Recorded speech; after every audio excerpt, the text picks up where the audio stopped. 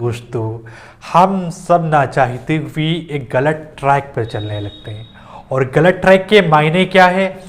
जब आप किसी चीज़ पर डिपेंड हो जाते हैं, एडिक्ट हो जाते हैं, वो गलत ट्रैक है। एडिक्शन सिर्फ सिगरेट, पान मसाला ही नहीं, Facebook, YouTube, PUBG, WhatsApp, internet, TV, इन सब का एडिक्शन गलत ट्रैक है। ज़्यादा सोने की लत लग गई, एडिक्शन है, गलत ट्रैक है। आप किसी भी स्टेट में हो, किसी भी अवस्था में हो, किसी भी चीज़ की अगर आपको आदत लग जाए, समझ जाओ आप गलत ट्रैक पे हो। मोबाइल से बहुत कुछ अच्छा हो रहा है, हर चीज़ गलत नहीं हो रही है, लेकिन अगर हम लिमिट में यूज़ करना सीख जाएं तो प्यारे दोस्तों, इन्हीं प्यारी बातों के साथ मैं आज स्टार्ट कर रहा हूं। प्रश्न 3 आपके पास है, अनुपातों A1/A2, B1/B2 और C1/C2 की तुलना कर ज्ञात कीजिए। यानी आपको तुलना करना है A1/A2, B1/B2 एंड C1/C2 की तुलना करना है कि निम्न समीकरण युग्म द्वारा निरूपित रेखाएं एक बिंदु पर प्रतिच्छेद करती है या समांतर है अथवा संपाती है। आपके पास ये समीकरण दिया हुआ है, यानी on comparing the ratios A1/A2, B1/B2 and C1/C2, find out whether the lines representing the following pair of linear equations intersect at a point or parallel or coincident। इतनी बात आप लोग गेन कर पा रहे हो। यानी आपको क्या करना है? कंपेयर करना है। आइए कंपेयर करते हैं। आप A1/A2 कंपेयर करिए, ये 5/7 हो जाएगा।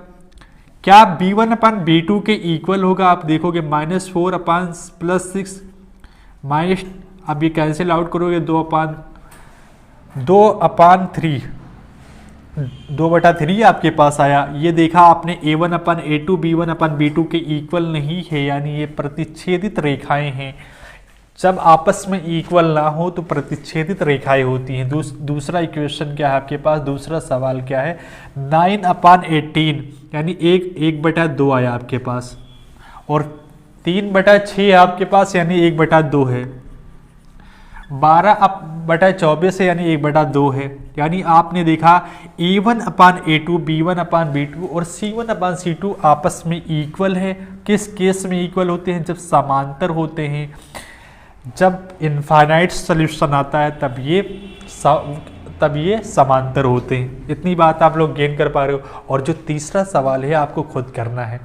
अगर नहीं हो रहा है तो बहुत आसान है, मैं टेलीग्राम चैनल पे आपको सॉल्यूशन प्रोवाइड करूंगा। ठीक, आइए चौथे सवाल में आपसे कहा गया है, प्रश्न 4 में ये कहा गया है कि ये संगत है या असंगत है।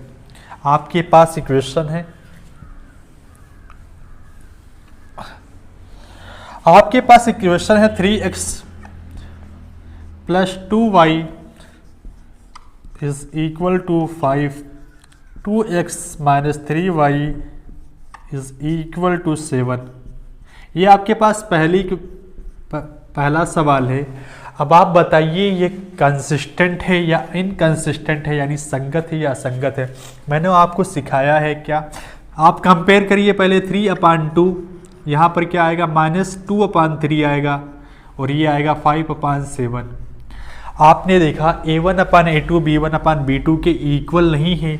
जब ये इक्वल नहीं है तो आपको ये कंपेयर करने की ज़रूरत ही नहीं, तुलना करने की ज़रूरत नहीं। आपने इतना देखा बस सफिशिएंट है।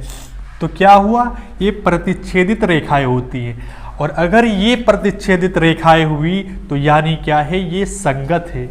मैंने आपको सिखाया था कि संगत कब होता है, असंगत कब होता है।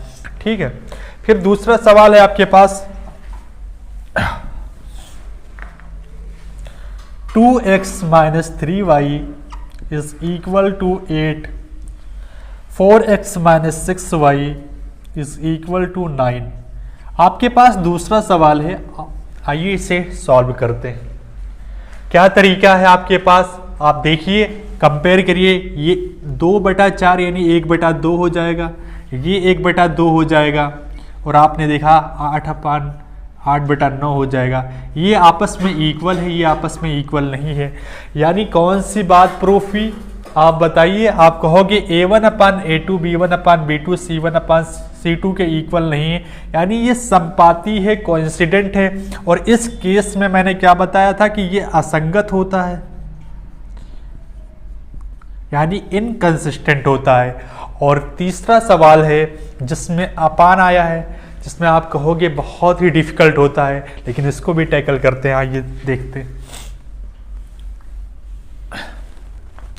आपके पास तीसरा सवाल है 3/2 + 5/3 y is equal to 7, 9x - 10y is equal to 14। ये आपके पास तीसरा सवाल है। आइए इसे सॉल्व करते हैं। आप इसमें भी कंपेयर करोगे 3/2 और अपान 9 होगा। जब आपके पास फ्रैक्शन में कुछ आता है, भिन्न में आता है, तब आप परेशान हो जाते हो, डिफिकल्ट लगने लगता है, लेकिन ऐसा नहीं, मैं आसान कर देता हूँ आपके लिए। ये 5/3 है और अपान 10 है माइनस में, और ये 7/14 है। आइए इसे सॉल्व करते हैं। इसके नीचे एक मान लीजिए 3/2, और ये जब ऊपर जाएगा तो 1/9 हो जाएगा। अब यहाँ पर देखिए 5/3, और ये जब ऊपर जाएगा 1/-10 हो जाएगा, और ये 7/14 रहेगा। 3 3 जा 9, 1/6 हो जाएगा। 5 2 जा -1/6। आपने देखा जब A1/A2 और B1/B2 के इक्वल नहीं है, यानी आपके पास ये प्रतिच्छेदित रेखाएं हैं, यानी ये संगत हुआ, कंसिस्टेंट हुआ। इतनी बात आप लोग गेन कर पा रहे हो, और बाकी के 2 सवाल आपको खुद करना है, वरना टेलीग्राम चैनल पर आपको तो पता ही है। आपके पास प्रश्न 4 है, जिसमें आपको प्रूव करना है कि संगत है या असंगत है, कंसिस्टेंट है या इनकंसिस्टेंट है, ये आपको बताना है। आइए सवाल करते हैं। पहला, x + y = 5 है और 2x + 2y = 10 है। A1/A2 कितना होगा? 1/2 होगा। B1/B2 कितना होगा? 1/2 होगा। और C1/C2 कितना होगा? 1/2, यानी 5/10 क्या होगा? 1/2। अब आपने देखा जब ये तीनों आपस में बराबर हैं, तो क्या फाइंड आउट किया आपने? जब ये तीनों आपस में बराबर होते हैं तो संपाती होता है, यानी कोइंसिडेंट होता है। और ये संगत में कंसिस्टेंट हुआ, तो आइए ग्राफ प्लॉट करते हैं। x और y, x, y।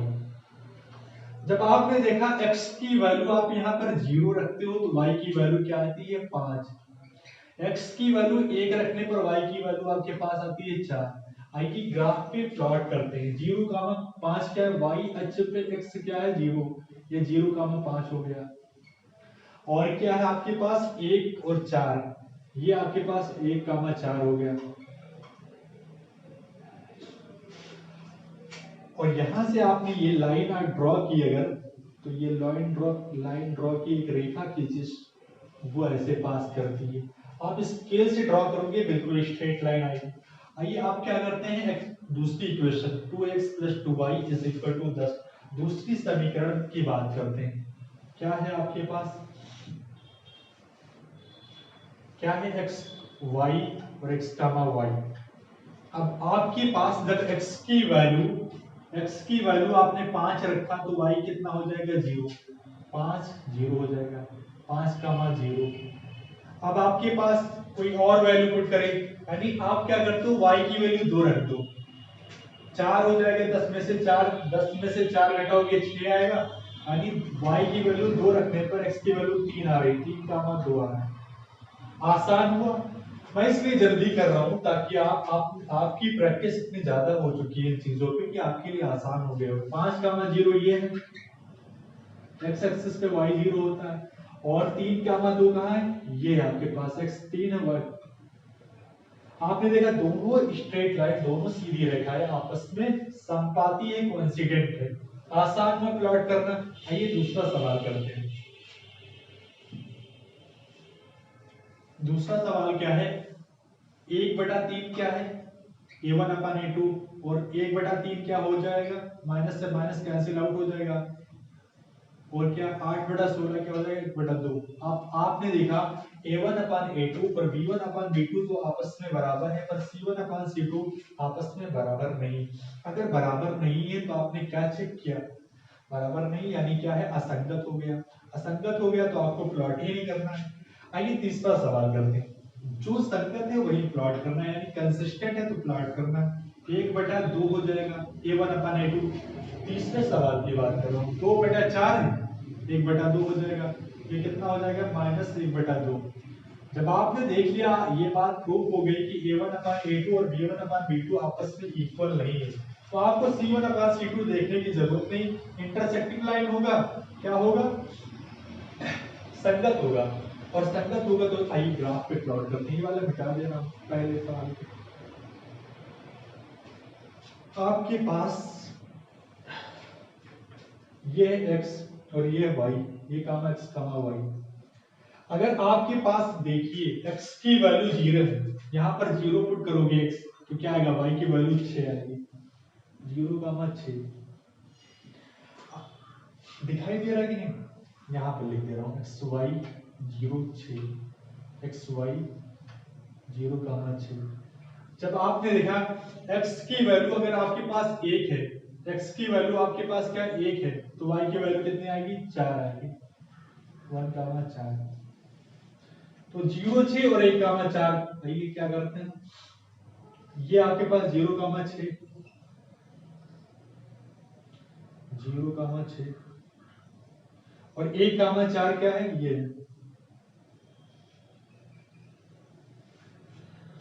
और आपके पास अगर दूसरी क्वेश्चन की बात करूं तो अगर x की वैल्यू 1 रखते हो तो y की वैल्यू कितनी आएगी, x की वैल्यू 1 रखने पर y की वैल्यू कितनी आएगी, 4 4 कैंसिल आउट हो जाएगा, कितना 0। x की वैल्यू 1 रखने पर y की वैल्यू कितना आएगी, मिटा देगा।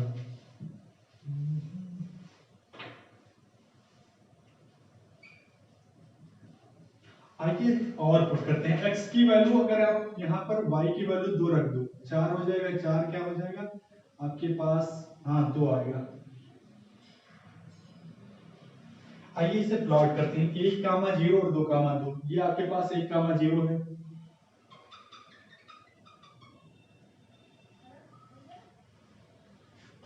और ये आपके पास 2,2 है। ये यहाँ पर 2 होगा। आपने देखा ये दोनों पॉइंट को मिलाओगे तो ये ऐसे आएगा, और ये दोनों पॉइंट को मिलाओगे तो ये ऐसे, ये 2,2 हो जाएगा। ये पॉइंट इंटरसेक्टिंग लाइन क्या है, इंटरसेक्टिंग पॉइंट क्या है, 2,2 है। आसान हुआ। ये वाली लाइन क्या है, ये वाली, और ये वाली लाइन क्या है, ये वाली। आसान हुआ, ठीक है।